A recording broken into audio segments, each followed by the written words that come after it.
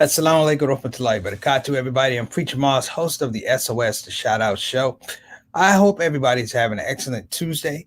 Tuesday is always one of those in between days that sometimes it's a barometer of things. And I think I'm going to take Tuesday, if you will, and focus on the idea of barometers to be able to look at some of the things that are going on around us. Now, yesterday I did spend quite a bit of time talking about, getting to know and appreciating, your authentic self, if you will. Well, this show, we're actually going to flip it, and we're not going to talk about people who express their authentic selves. They express their inauthentic selves or unauthentic selves.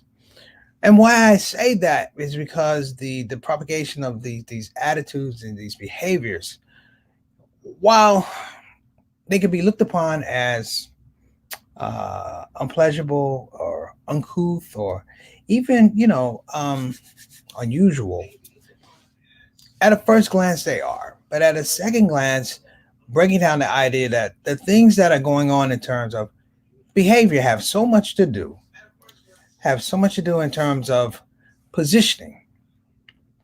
The topic today is the art of crying Karen. Now, many of you are pretty familiar with the old story, the boy who cried wolf. Now, the idea of the boy who cried wolf was he wanted attention, but the boy who cried wolf, he wanted attention to pay into a larger prank, to make people believe something that wasn't there, and to engage their emotions, if you will. But it was a prank. It was funny to him to see who would show up, and of course, in the story of the boy who cried wolf, he actually winds up getting eaten because an actual wolf comes and eats him up. The dynamic of a Karen is a lot different.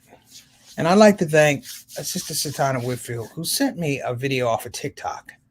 Again, here we go with TikTok. A video of a black woman who's standing there and a white woman attacks her. She attacks her and this white woman is rebuffed. And this woman goes into all kind of hysterics, based upon the fact that she thinks she can turn the narrative around and say that somehow this black woman did something for her. Now, you're talking about seeing with your own two eyes. And the thing that's infuriating is she knows exactly what she's doing because just like the little boy who cried wolf, the woman who cried Karen understands the aspect of how you frame environments. An upscale store is most likely to have a negative view or or a slanted view against a black woman. You're not supposed to be in the store. You're not supposed to be able to afford the products. The pricing and the zoning, if you will, are the things that are supposed to not even have you be in the store. Now, I may be going overboard. I may be reaching a little bit, but I don't know if I am reaching. In fact, I don't know if I'm reaching enough. You know, as we sit here, I can begin to talk about and think about all the other cases out there outside of George Floyd that we forgot about. I'm in Arbery. I don't even know if that's even been brought to trial, brothers and sisters.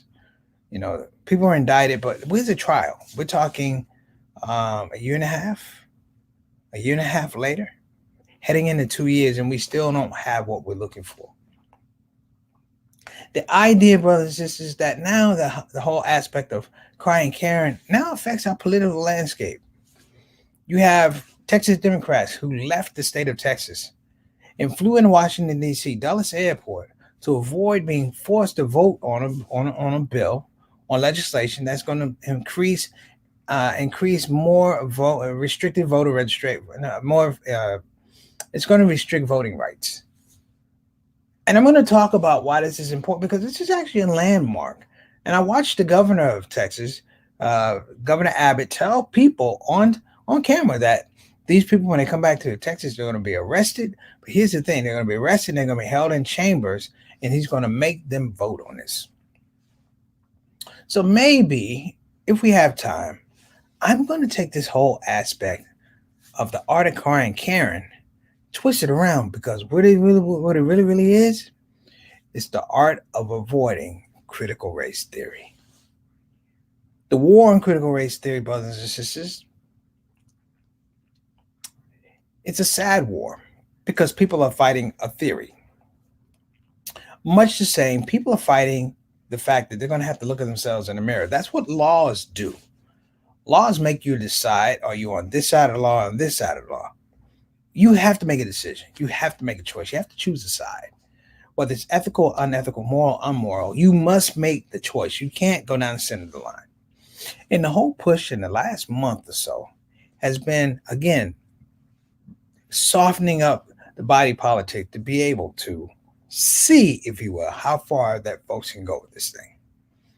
The revolt, if you will, of Texas Democrats holds up the legislation. Not only does it hold up legislation, because this is not a case of crying Karen. This is a case of stepping out of the way and go, here's your Karen. So Karens have moved from the falsely identified, not falsely identified, but the fake victimization of white women throughout the United States. But it mirrors something. And I'm going to talk about that when we come back. Let's go ahead and get the show started. Preacher Mouse SOS, let's get it rolling.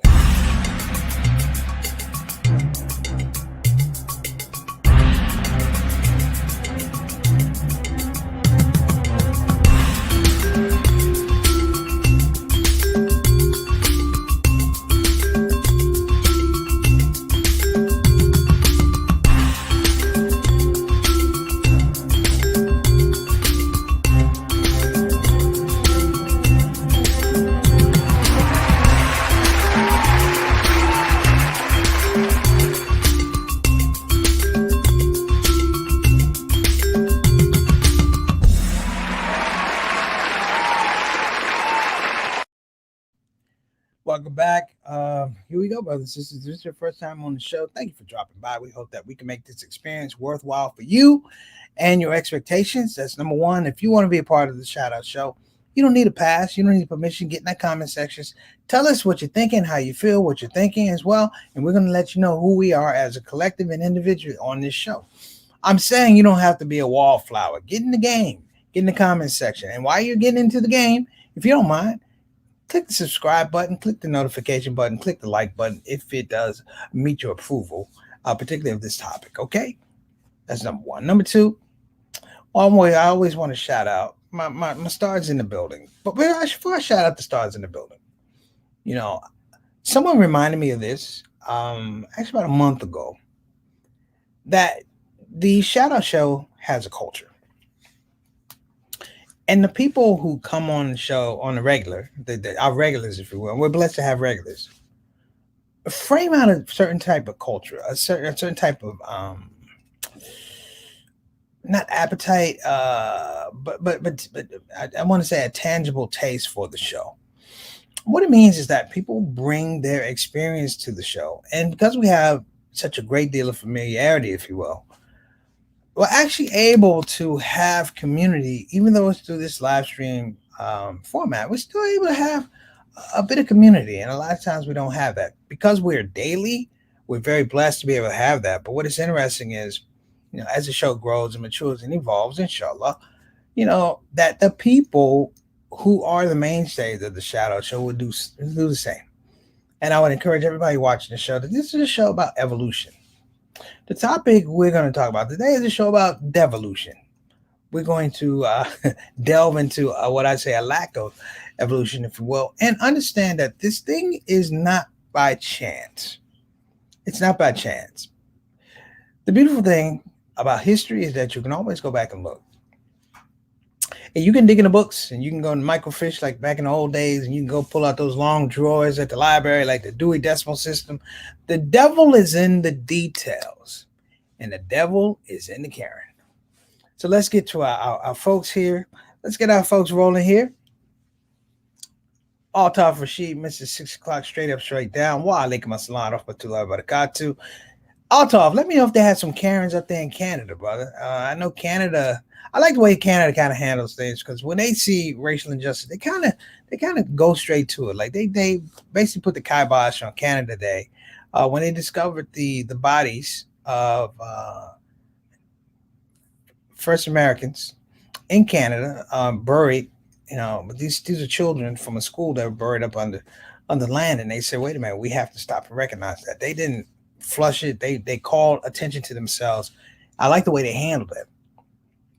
It's sort of like the opposite of what a Karen would do. They didn't call attention to themselves; they called attention to humanity. And in that space, people were able to work some things out. So, Altaf, thanks so much, man. Check the show out. Let me know what you think. Your comments are always welcome. Next up, this is my homeboy. What's up, D? How the babies doing, man? This is my main man, Niall Dean, my former classmate at Bay Ann Islamic Graduate School. I hope you guys check this brother out because now I'm gonna go ahead and yell you out, man. This is a very articulate brother. I like the way he thinks. He's an educator. He's doing big things out on the East Coast. I think New York. He's doing big things out in New York. He's got some lovely babies. I think he just had a baby, I believe, but I like the way this brother thinks. Every once in a while, you'll meet somebody and you'll sit in class with them, and they always say the thing about steel sharpens steel. I like the thing that pressure breaks the diamond. And I like a lot of the ways that Niall brought pressure on some of the concepts that we're talking about in class, because it can be really, really, it can be real syrupy in class, talk about Islam and da da da da. I mean, the brother asked some hard questions, and I enjoyed it. So, Nail, thank you so much for coming on the show, man. Well, assalamu alaikum warahmatullahi wabarakatuh. Peace and blessings to you and your family, my brother. And, you my man, but I'm glad I don't see you in class anymore because I graduated. No, I'm just kidding. You're going to get yours too. Next up, this is my brother, JT. JT and I have been talking about Karens for quite a long time. I would like to say my brother is one of the most patient people in the world, because a lot of times when I get into talking about things about critical race theory and race identity politics, my brother has sat there and quietly listened to me for a lot of years. Brother, I love you for that, because sometimes I have to get it off my chest, and you listen and you question, and he gives me some hard questions. Let's just be honest. He doesn't let me off the hook because I'm his brother. He pushes it. And when you push it, sometimes you'll find out things about the subject matter, but you'll also find out some things about you. So, little brother, I appreciate you coming on the show. Always supportive of what I'm doing, right or wrong. I like my brother when he tells me, hey, man, that wasn't right. I respect that. And sometimes I may say things on the show. It's not 100% correct. I may be wrong. And I tell people, I'm not a scholar. The best part about this show is I wake up every day understanding, like you, that I probably know less than I knew the day before. And I'm not into zero-sum thing. For me to be right, you have to be wrong. For you to be wrong, I have to be right. No, this is not a zero-sum conversation. However, Karens are. Stick with me. Next up, we have our consultant producer, Mr. Satana Whitfield. What's going on, Sister Satana? And I'm going to give a shout out. We have a special guest today. It's going to be Sister Satana here in a minute. I'm going to bring her in. But I actually want to thank Sister Satana for sending me this clip. I probably should have had it for you. It was a clip from TikTok. And it was a black woman with a camera, who kept her camera on this woman going through this whole range of emotions and stuff like that. And, her shrill, if you will, reminded me of the movie Rosewood, where the white lady is cheating on her husband, and the guy is basically, hey, I used you, and she gets upset, and she's like, you can't go anywhere, and they get in a fight. He beats the snot out of her, and then she realizes, whoa, I can't explain this. And she does this thing in her eyes, and she goes out like she's been attacked. She goes, yeah. And that basically is the crux for Rosewood. That's in real life. And it also happened in Black Wall Street. So you begin to say, wait a minute, there's a pattern here. And we're going to talk about that pattern too. So let's get rolling. The art of crying Karen is not a new art, brothers and sisters. It is not a new art. If you roll back the clock, there's a time when women couldn't vote. But if you roll back the clock a little bit further, there was something called the temperance movement. And what the temperance movement was women who were sick of their husbands drinking too much. The ideology of alcohol before the Volstead Act, the ideology of alcohol was that alcohol is a main part of white family culture.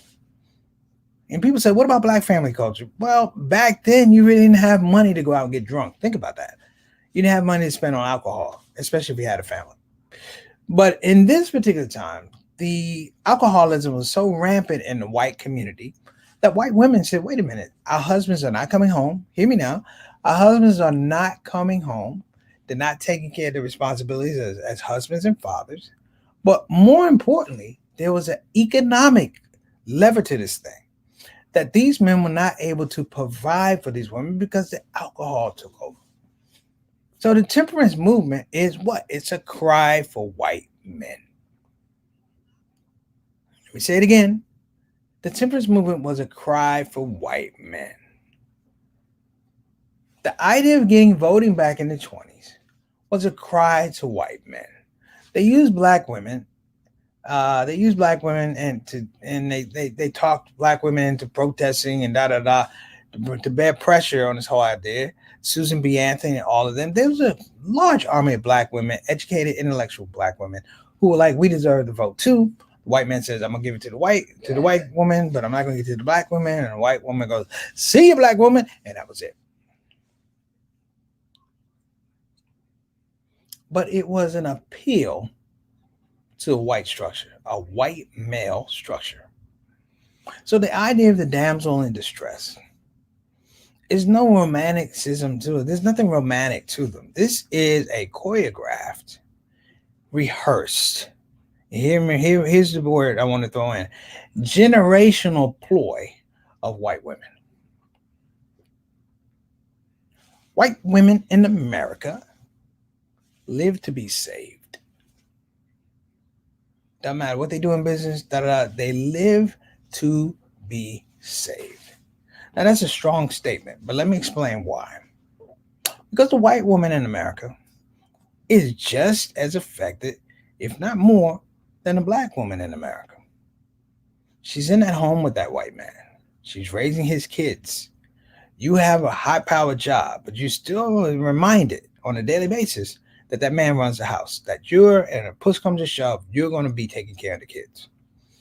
If you ever look at a single white mom, it's really interesting what those narratives are. The narrative is basically, a lot of times, that she couldn't keep the man. She couldn't keep the man. Now, it sounds harsh, and I don't want to say it's general, but she couldn't keep the man. And when I say couldn't keep the man, it meant that she's not dealing with all the hardships that per se a black woman deals with. See, a black woman deals with a white male patriarchal society, but she deals with a black man who also puts her in a patriarchal. He makes her deal with a patriarchal system too. But because of struggle, because of identified purpose, they have to work together most often. Because that's the enemy. That oppressor, that's the enemy. That's the person we are identifying that can use laws and media and things like that to shape how I live my life, my expectations, my opportunities. The white woman, in arguing against the white man, often sounds like the black woman, often sounds like the black man who are arguing against oppression. And so the cry, brothers and sisters, let me throw this out here. The cry, or the art of crying Karen, is twofold. Number one, I want to identify that, hey, white man, I'm a white woman, you've left me in danger. Real or not, perceived or not, you've left me in danger, number one. And I want you to feel guilty about it. I want you to feel guilty about it. I want you to feel less than a man that you left me in this danger of this sea of black people, of black inspiration, black intelligence, black intellect. You left me in this sea of black stuff, if you will. And I am your prize. I'm raising your children. Your mother looks like me. My mother likes you. Have you forgotten we're on the same team? We're on the same white supremacy team. Now, I'll never lead the team. I'll never be a major player on a white supremacy team. but I'll make cookies and I'll make you lemonade.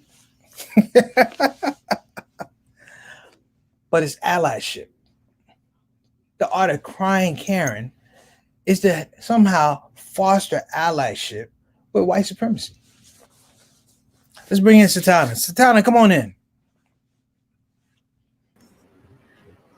Assalamu alaikum wa rahmatullahi wa barakatuh. What do you think about that? I say the art of crying Karen is to somehow foster allyship. Yeah. It's the same as the white man who wasn't rich during slavery. They didn't give him any more money. They didn't, but they said, listen, push comes to shove in a law or a criminal complaint. He's going to be guilty. We're going to look for you. We're going to look out for you. Yeah, I think it really became really evident with the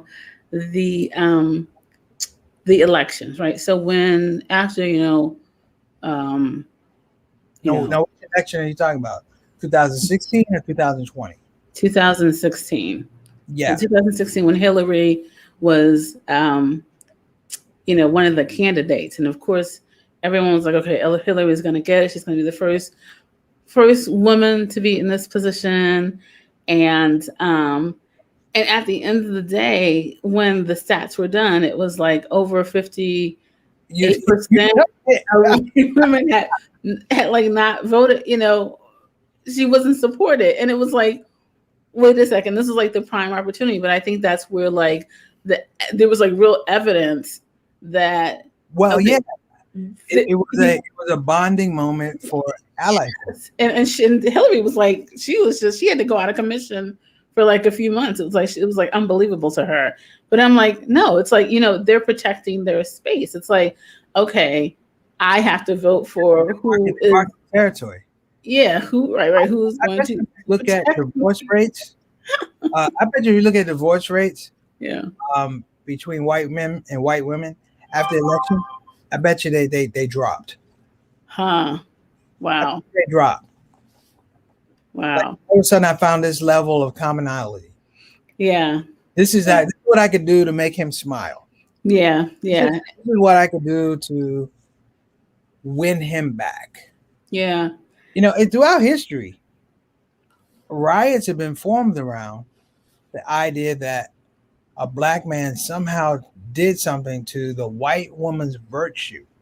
Look, Emmett Till, like that's like the one thing that always sticks out in my head, right? It was so gruesome. And then it was just so disgusting. But then the woman who, made the accusation, like a few years ago, I think like on her deathbed was like, well, no, he really didn't do it. I'm like, we knew that, right? But I'm like, you sit there and you live this grandiose life or this grand life, and you decide on your deathbed, this is where you want to like kind of set everything right. I'm like, I think like Karens are like a bad tax break. For those that don't know, politicians make bad deals all the time in regards to your every day. Every day, as Prada said, they make bad deals according to their taxes. And the reason they're able to do that is because they know by the time the chickens come home to roost on a bad deal, they're long gone. They are long gone. They are dead. They are, you know what I'm saying? Yeah. People won't even remember that that they did this thing. Right. And I have a thing with even the whole Karen. I might call them out by their name. It was like, that whole, it was last year when it was the, George Floyd, but even right before George Floyd, there was the whole in Central Park, New York, right? Where it was just so evident where this this black man was taping this woman. They were in the Rumble in Central Park, and you're not supposed to have your dogs in there. And so she had her dogs in there, but she thought she had the right to have. And why are you questioning me? And so you see her like, he's like, why are you questioning me? Yeah, why are you questioning me? And so she's calling the police. He's like, the phone is on her, the camera's on him while she's calling the police. And it's like, she's screaming, I've been attacked. And we're just like, are you like? We're just like, the world is physically watching you like lie, You know, and you know. Richard Pryor had a great joke about fighting in the hood. He says, somebody shoot me, call me an ambulance. He said, doggone, I'm gonna bleed to death. Wait for the ambulance. He said, call me a cab. I got bleed to death waiting on the ambulance. He said, but right. one an ambulance, like it's three black dudes killing the white woman. Skirt, where's the body? Right. We got a couple of comments here. I'm just kind of Okay. go through. So I'll cough. Karens aren't restricted by borders. We have them here too. So in Canada as well, right? So Yeah. of course. Samir, welcome. Assalamu alaikum wa rahmatullahi wa barakatuhu. So Samir says Karens is very common name in Brazil. Okay. However, I never bothered to ask if they asked to speak to the manager. You know, here's the thing. I'm gonna throw this out. Here's the thing about Karens. Mhm. And Karens believe that when the white oppressor is not in the vicinity, that somehow she's in charge. Like you can carry on the oppression. How about that? Samir goes on to further say he has a friend named Karen in the Dominican Republic, and she doesn't ask to speak to the manager. Good for her. Yeah, but I think the thing, I was thinking about this today. You know, the thing about Karens is that they believe that their behavior will dissipate. It will dissipate. I'll give you a prime example of a male Karen. Ronald Reagan, when he was president, they had an air traffic controller strike, right? Okay. And he ordered them back to work. Air traffic controller said no. He fired all of the air traffic controllers. Oh wow. Okay, we're talking thousands of guys out of work. That's not good. Do you know what the airport is named here in Washington D.C.? It's Ronald Reagan Airport. Reagan Airport, right? And John Foster Dulles did the same thing. Wow. Dulles Airport. These are people. Like, and they got rewarded. They got rewarded for doing that. They got rewarded. That's the thing. Yeah. And I mean, they have situations whereby we will. Mm-hmm. Somebody will be trying to get somebody an award, and we're like, wait a minute, he was a slave owner. How are you going to wait a minute? He was a slave owner. Slave owner. It's like, put his name on the point. He had slaves. Andrew Jackson is on the bill. He was the most pro-racist president we ever had. And he made it to a dollar bill. You have to look at him every day, right? I know. I'm just like. So Samir said Ronald Reagan is not quite international airport. Johnny L. Thomas, assalamu alaikum. How you doing, brother? He said, call Karens by their real name, exactly. Their full name should be used to show the tragedy they inflicted on African Americans. And I said that after, and I agree, JT, that call them by their real names, because Karen just like puts like this cover. Oh, it doesn't like make them accountable for, for their actions if you're not calling them out by their name. And it's so unfortunate if you're on like Preacher, I know you're not on like social media like that, but if you're on, you get every day like you're getting something. And let's be very clear, we're not sitting here saying that all white women are Karens. That is clearly not the truth, right? But you have some who has this, and I have the video, and I just like, this was so like, if you guys want to take a look at it, like go search like, and they call it Karen and Victoria's Secrets. That's the video. It's ridiculous. It is disgusting. It's disparaging. It really is. I was a teacher. I taught mostly disturbed kids, right? Yeah. In the business, if you will, they call that behavior negative attention-seeking behavior. Sure. Mm-hmm. I agree. I get it. They call it negative attention-seeking behavior. Now, this is when it's acted out upon people, number one, that you're averse to, Number two, that you feel superior to. Mm. But here's the thing that we should think about. For every Karen that we're seeing on these social media things, TikTok, Instagram, those are the ones that are bold enough to come out and be Karens. Yeah, but There's, it's there's a nation of Karens that we don't see for sure, for sure. that And that are in control of their emotions in some regards, going, I have a bigger part to play if I can affect policy. right, right. And if I can affect policy, if I can affect voting rights, if I can somehow switch it so that your Mm, schools are not as efficient, or you're not getting the good teachers, mhm. you're not getting the good resources. I mean, Yeah, if I can yeah. switch it whereby minority businesses that come through my way, I put the rubber stamp reject on them. Mm. And And I mean, that that's scary. that's the scary part to me, because I'm like, you have people who are doctors, who are and all types of corporations and bank, who could actually just adversely affect your life. Oh, You well, know, because of look at the insurrection, scary. Yeah. insurrection, and the woman who got killed. Mhm. When they showed the video, this lady getting shot. Oh my God, she been shot immediately.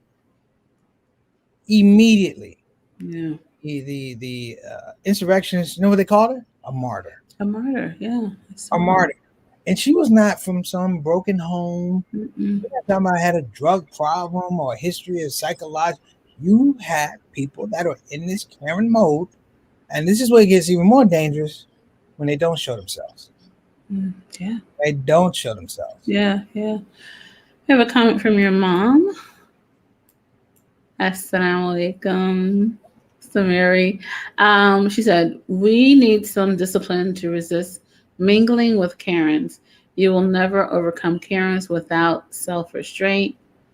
And sound's gone. Is my sound gone? No, I hear you. Can everyone hear me? Us? Yeah, I hear you. Here's the thing, though.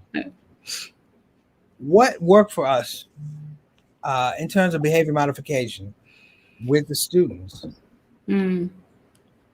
was we would literally track situations where they would have acting out behavior, and we learned to frame it. Like we figured out at 1:30 he's going to throw a fit. At 1:30 he's going to throw a fit. He's in the classroom. At 2 o'clock. And I would have an aide take him out at 1:25. Yeah. I've been reading the hall. And he would be nervous as hell because he couldn't get in at 1:30 to put on the show. Mm. 1:25 to 1:45, you out in the hall reading. Yeah. And and this is a dangerous thing too. We are giving a lot of attention to Karens. I agree. I agree. And And then let's in a way where Muslims gave a lot of attention to the word Islamophobia. yeah. And I wanted to say, let's not, make sure that, every person who gets into, a white person gets into, it's not a Karen situation, right? It could be that, the black person is truly a jerk. It's crazy. Let's just make sure everything's not a racial thing. I think even a racial situation, even going back to the ESPN, what's her name? Rachel Nichols. Rachel Nichols. I don't think that came out of anything racial that she said. I think she was just stating fact that the what did she say, that the ESPN was feeling pressure to act on diversity. I think she was spot on. Yeah. I mean, here's the deal. Right. Rachel Nichols speaks to that. But here's the deal. Correct me if I'm wrong. Chime in. Rachel Nichols was talking about power. She was talking about power. I want power. Yeah. Yeah, that's what she's saying. Don't take my power. This woman can have power. I want power.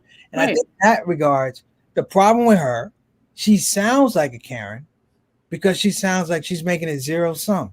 Mm. If Maria Taylor if we both have $10 Then Maria Taylor gets $11. That means that I have $9. Mm. And it's also the fact, and this is the thing that I'm gonna shout out Ibram Kendi, Be Anti-Racist, his podcast. Mm. It's also the thing that there's a huge preoccupation of white people that compare how they're doing according to black people. To black people. Yeah, that's That something. has been the thing for years. Like, That's an interesting phenomenon. Yeah. I'm going to compare. How you doing? Well, I gotta find some black people. Oh, that Negro's on fire. I'm doing pretty good. And I don't mean to say that, but I think it's true. There's it's a fetishization of how black people are doing. Mm-hmm. If the culture is doing well, if they can't destroy it, then they want to modify it. We talked about cultural appropriation, black fishing, and I call it Muslim fishing. Mm-hmm. You know, for a while there, even now, a lot of the Muslim community frames himself. How am I doing? You look at black people. That's the way it was. You're black. You're immigrant Muslim in some regards, not all, but some go. I know I'm doing better than that black Muslim or that Mm-hmm. black Muslim. Mm-hmm. You can say, "Oh, that's not true." I'm like, no, it is true. Yeah. It is true because I'm not saying you have to do it, but I'm saying it's out there. This has been a trick from the jump. And really, when you talk about Karens are about what? They are about comparison. Yeah. Yeah. About comparison. Look at me, look at you. You're over there, da. I'm stuck with these guys. Yeah. I'm stuck with these guys. Yeah.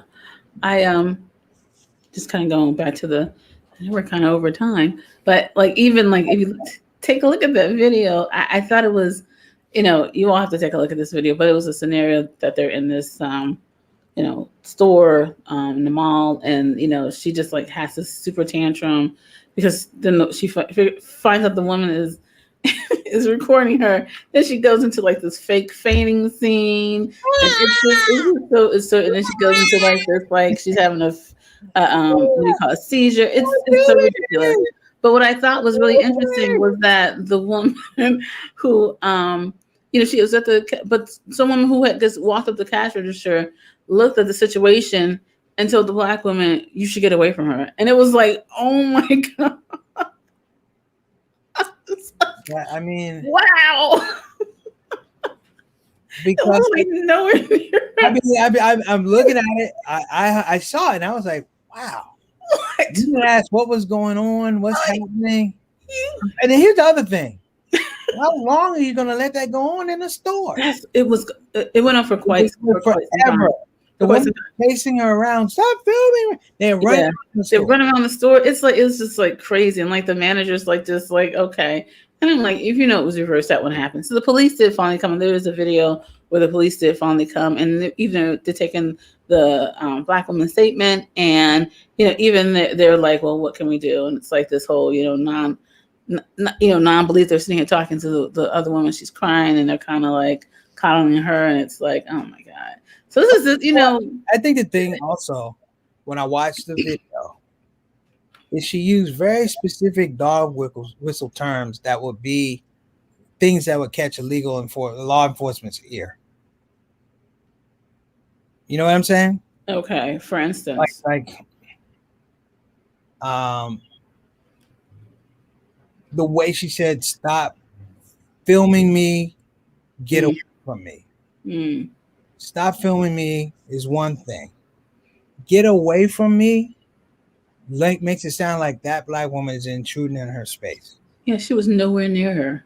And you're right. It was like that saying. Remember I talked about the woman in the Rumble in Central Park with her dogs? Yeah, she basically said the same thing. He's near. He's. It was just so disgusting. It was like he's in my space. It was like it was more like he was in my space type of. But keep that idea because you just touched on something very important with Karens, and I'm gonna let us wrap up. Yeah, Karens for any black man, any Latino, whatever. The concept of a Karen, not just in distress, But doing negative attention seeking, it has so much to do with proximity. Mm. Like who's close to me? Like who's I remember seeing a picture one time. It was one of these studies. It had two black guys. They looked like they were walking up on this white girl, right? They showed that one picture, but then they showed another angle, and the space between them was huge. Mm. But this one picture makes it look like they are in her space, Threatening. Yeah. right? They're Yeah. going to do something. They're in her space. They are walking up on her. Mm. And the other picture shows that it's an angle. They're nowhere near her. They're turning away. And that's the thing I always thought about. I still think it's very dangerous because with white supremacy, if you will, it has so much to do with proximity. We don't want you to be close to us unless there's some reason to there's some beneficial reason to be close To to us. us. You know what I mean? Yeah. I mean that's what racism is. I mean you talk about desegregation of schools. You know why they have to do that? Because we don't want them. We don't want them around us. It's not that you're Mm. stupid. You can infer that black people are not educated, or barbarians, or uncouth. You can infer that, but proximity actually bears out. You're the one that's barbaric. You're Mm. not so smart. You know, Yeah. a lot of those schools where they had desegregated, whatever. You know, a lot of these white schools back in the 50s and 60s, they didn't turn out generations of technologically sound people. Hmm. I mean, it's quick to think, oh, they turned out doctors and they didn't turn out doctors and engineers like that. In Hmm. fact, oh my gosh, what was the movie with the black women that worked on the spaceship? Hidden Figures. Hidden Figures. Mm-hmm. Hidden Figures is a dope movie, first of all, Yeah. but it lets you know that black women were far advanced in terms of Mm. advanced math and science Yeah. and technology. Yeah. The only thing about Hidden Figures, they didn't show where these women came from. You see what I'm saying? What kind of educational premise is producing this type of talent? Right. Right. And I'm like, at the time about 56, these women can't go to the same restroom as a white woman, but they can produce the algorithm for a spaceship to go somewhere, turn around, and come back. Yeah. And we're not. I mean, this is the beauty of the schools back then. Yeah. Right. Desegregation was like, Pre integration. yeah, I was like, black people weren't really fighting that hard to integrate with white people in terms of That's education. a whole, let me tell you something. That's a whole Oh, nother that's topic. Because that's all I'm Lord, saying. So let's wrap up. Let's go to our let's go to our sponsors. I know we're over everybody. I apologize. yeah, yeah. So You got I hope you got a little information. Thank you so much, Tyler, for coming on as you're always. welcome. Thank you. Assalamu alaikum, everyone. Crossing the T's and dotting the I's, crossing the T's and dotting the I's. I appreciate you. For Very good sure. For sure. perspective.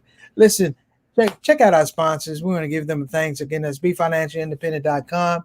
That's BeFinancialIndependent.com. Breaking the chains of debt.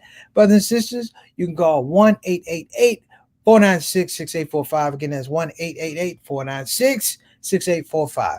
Also, we give a shout out to Bayan Islamic Graduate School. If you're thinking about getting a quality Islamic, you know what I'm talking about, education at a graduate level and a doctoral level. You want to check them out. I mean, hey, they can't produce alumni as dope as myself. I'm just kidding. They actually have way over. And a big shout out to brother Nail Din, who was actually my classmate. So indeed, thanks so much for coming on the show. So listen, everybody, that's our show for today. You've been amazing. Thank you so much. And remember, next time you look at a Karen, you see somebody crying Karen, understand about proximity. Understand it's about allyship. Allyship with white supremacists, a white supremacist society and a white patriarchal society. Neither one of those I fit in, and probably you either. So listen, that's a shout out show. See you tomorrow. Assalamu alaikum wa rahmatullahi wa barakatuh.